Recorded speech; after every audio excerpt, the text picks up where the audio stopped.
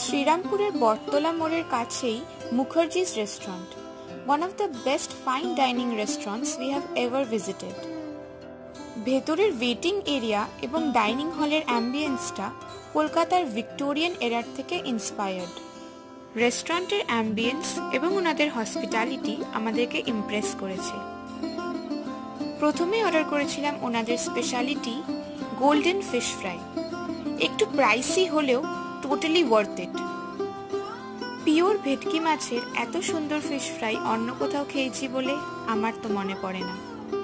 আর এখানের mutton বিরিয়ানিটাও Kolkata style হলেও খুবই লাইট এবং ফ্লেভারফুল।